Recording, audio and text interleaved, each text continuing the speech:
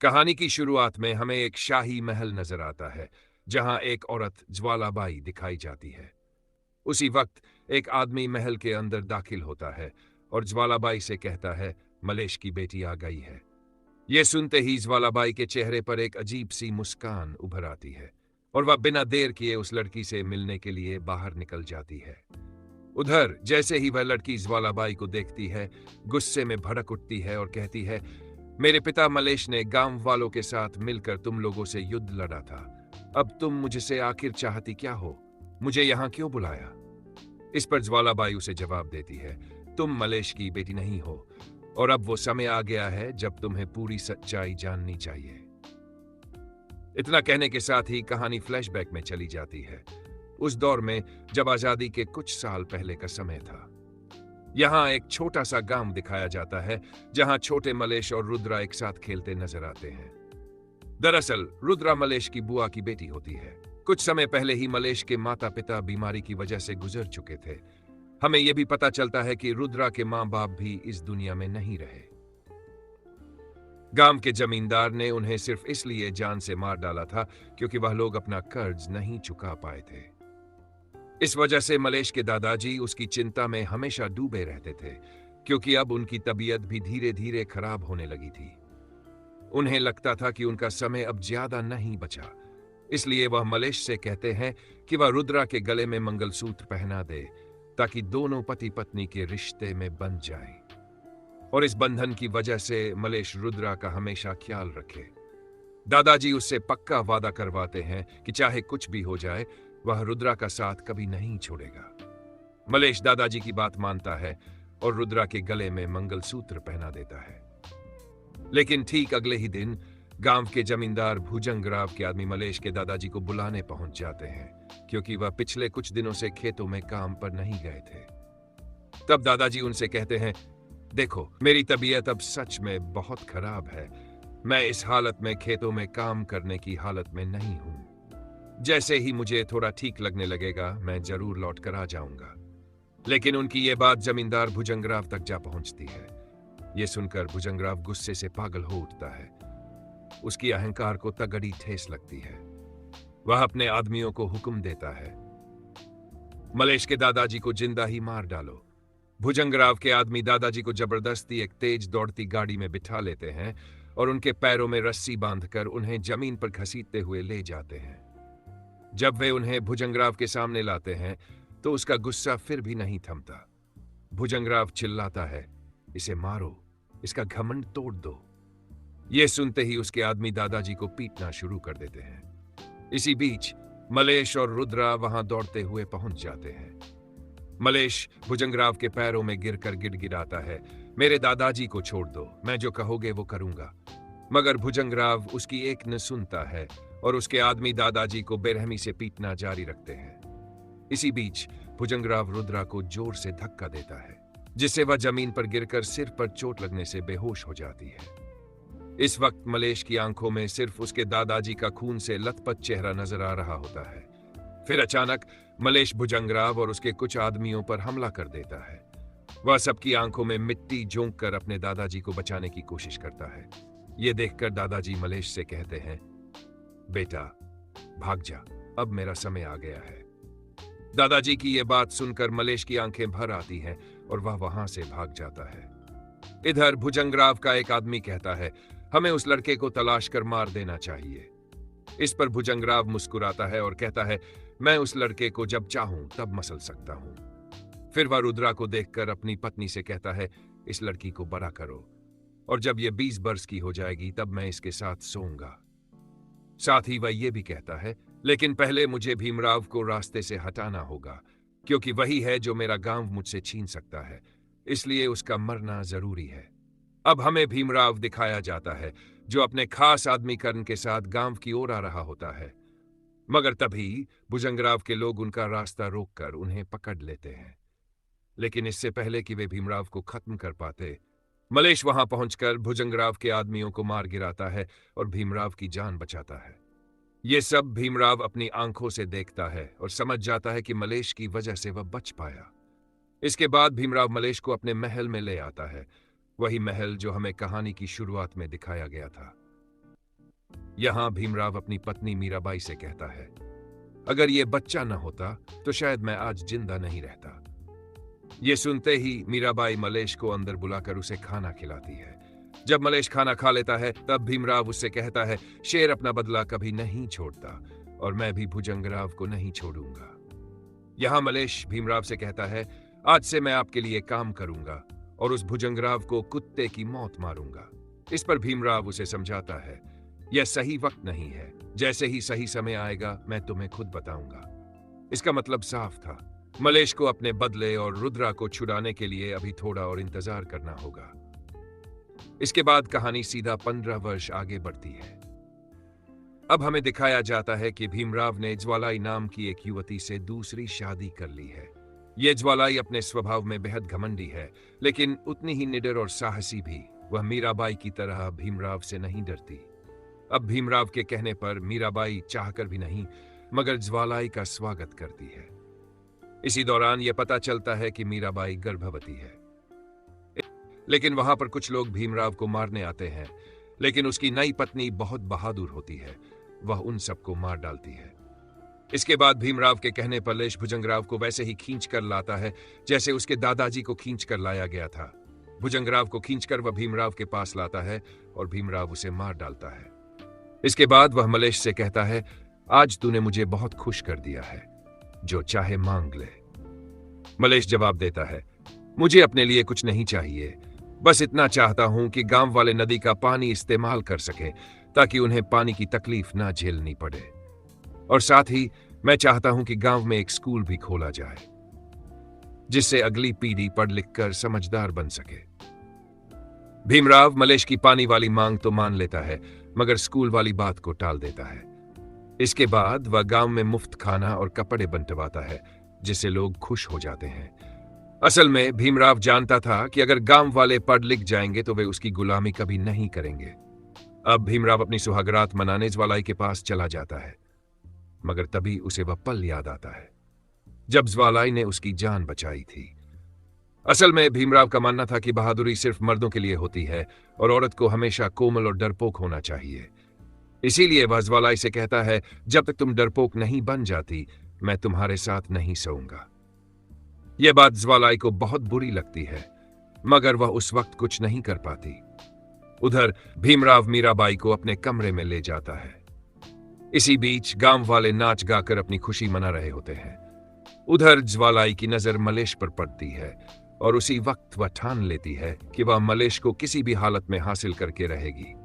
अगली सुबह जब भीमराव शिकार के लिए जंगल जाता है तो ज्वालाई मलेश से मिलने पहुंचती है। वह उसे युद्धाभ्यास करते देखती है और उससे लड़ाई की प्रैक्टिस करने की बात करती है।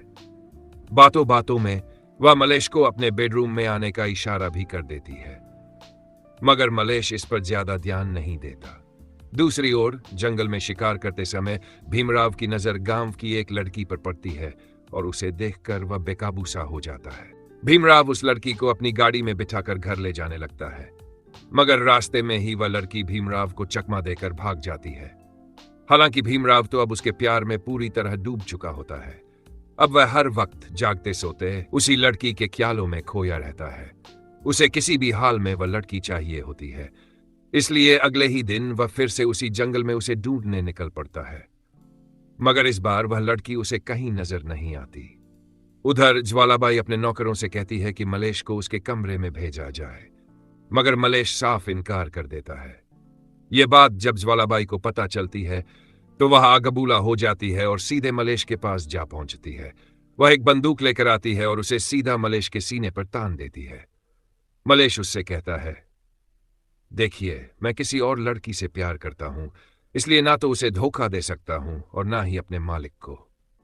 इस पर ज्वालाबाई कहती है, अगर तुम मेरी बात मान लो तो मैं तुम्हें इस महल का राजा बना दूंगी, यहां तक कि भीमराव को भी अपने हाथों से खत्म कर दूंगी और फिर उसकी जगह तुम ले लेना।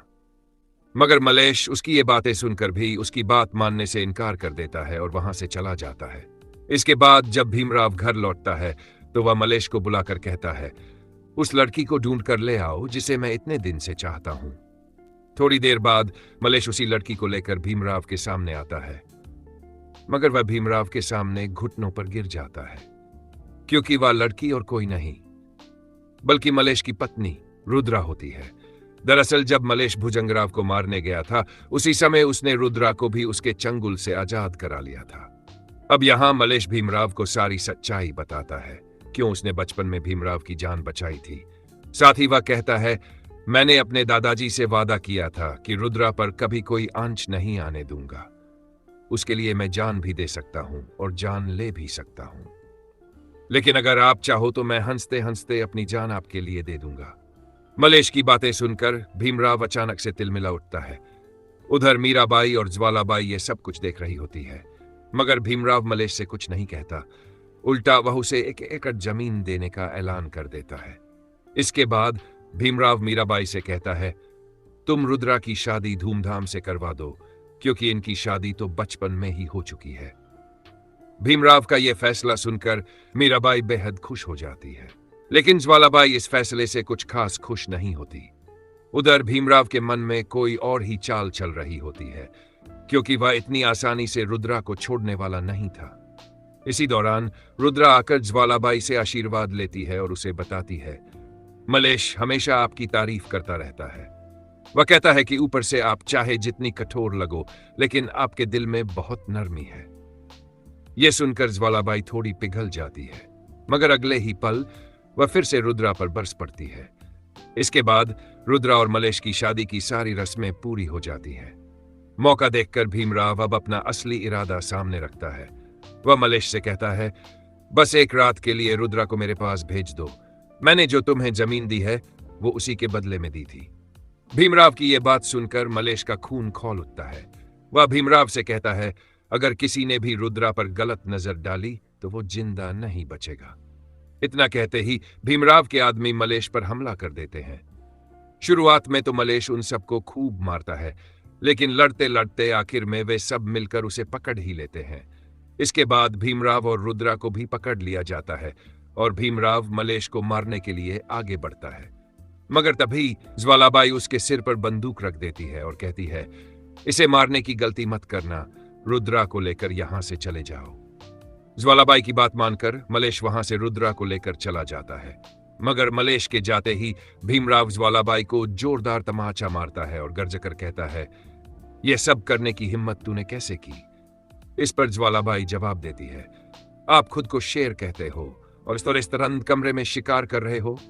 अगर आप सच्चे शेर हो तो मलेश को खुले मैदान में मारकर दिखाओ, ताकि सब जान जाएं शेर से भिड़ने का अंजाम क्या होता है। असल में ज्वालाबाई ने जानबूझकर मलेश का साथ दिया था और अपने दिमाग से भीमराव को भी संभाल लिया था।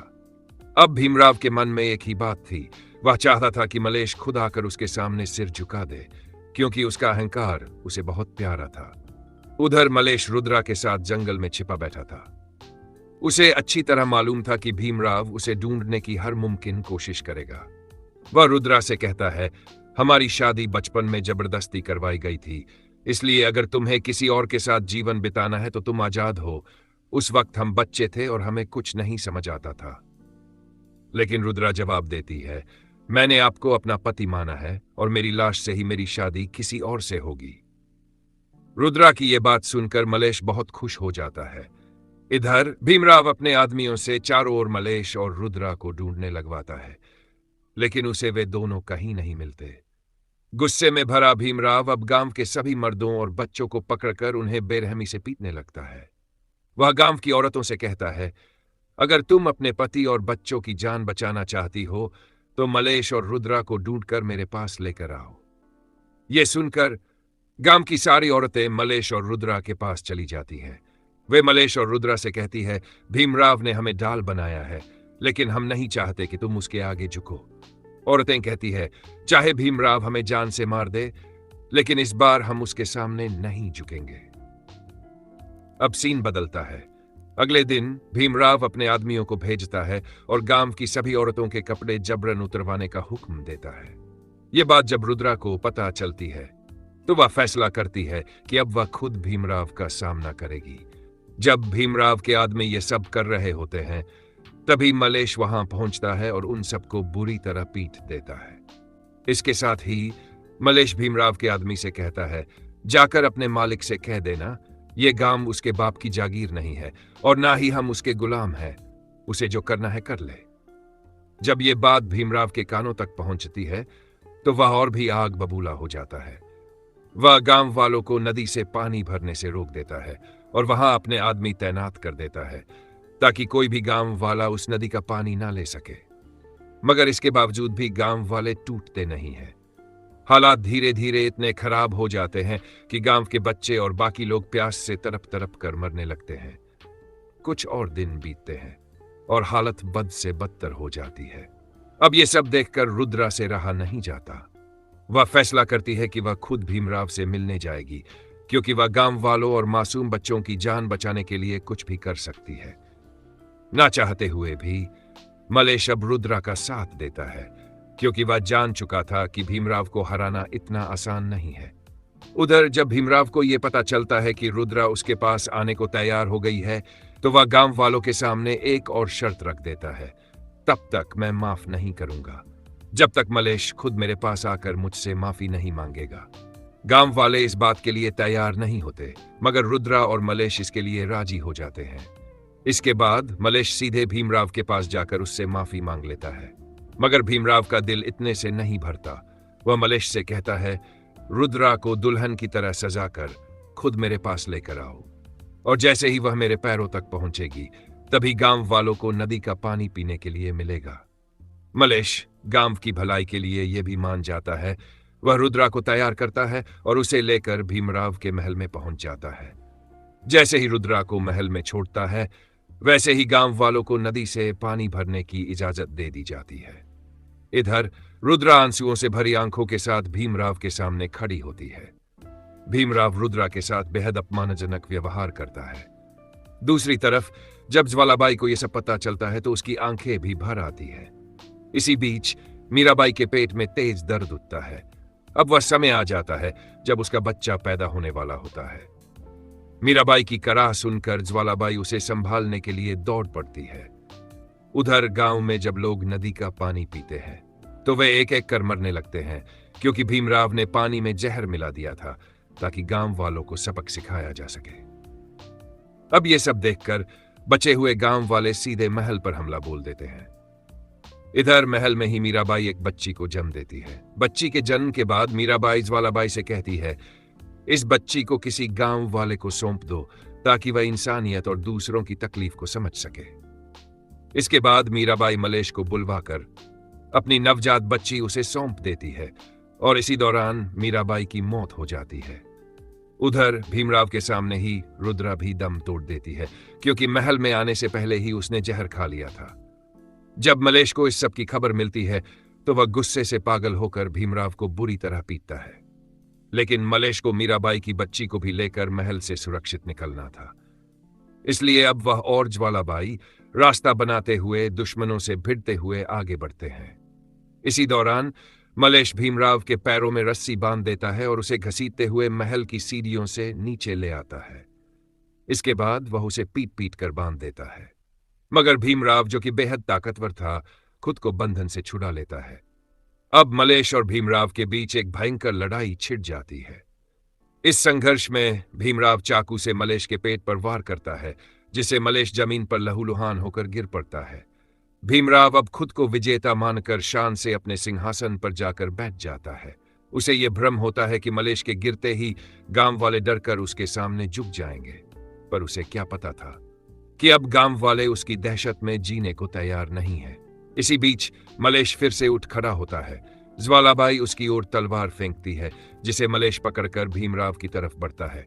साथ ही ज्वालाबाई भी भीमराव को पीछे से खत्म करने के इरादे से आगे बढ़ती है, मगर इससे पहले कि कोई कुछ कर पाए, भीमराव खुद ही अपनी तलवार से अपना गला रेत लेता है। उसे आखिरकार समझ आ जाता है अब गांव वाले उसे जिंदा नहीं छोड़ेंगे। भीमराव की मौत के साथ ही गांव वालों की दास्ता का भी अंत हो जाता है, मगर मलेश, जो पहले से ही बुरी तरह जख्मी था, फिर से नीचे गिर जाता है। तभी ज्वालाबाई उसे थाम लेती है। मलेश अंतिम सांसों में उससे कहता है, मेरा सपना है कि यह गांव आगे बढ़े और यह महल एक स्कूल में बदल जाए। तुम इस गांव को संभालना। इतना कहने के बाद मलेश अपने प्राण त्याग देता है। इसके साथ कहानी एक बार फिर वर्तमान में लौट आती है। अब ज्वालाबाई मीराबाई की बेटी को बैठाकर उसे पूरी कहानी सुनाती है। फिर वह उसे स्नेह से देखकर कहती है, अब यह जिम्मेदारी तुम्हारी है। तुम्हें अपनी मां मीराबाई और मलेश का सपना पूरा करना है। तुम्हें इस गांव के हर कोने तक शिक्षा पहुंचानी है। आखिरी सीन में वही भीमराव का महल दिखाई देता है, जो अब एक स्कूल बन चुका है, जहां बच्चे हंसते खेलते पढ़ाई कर रहे होते हैं। इसी के साथ कहानी का अंत हो जाता है। तो कैसी लगी वीडियो, हमें कमेंट करके जरूर बताएं। वीडियो पसंद आई हो तो लाइक, शेयर और सब्सक्राइब करना मत भूलना। तो मिलते हैं अगली बार, तब तक के लिए नमस्कार। आपके प्यार और सपोर्ट का हमेशा इंतजार रहेगा।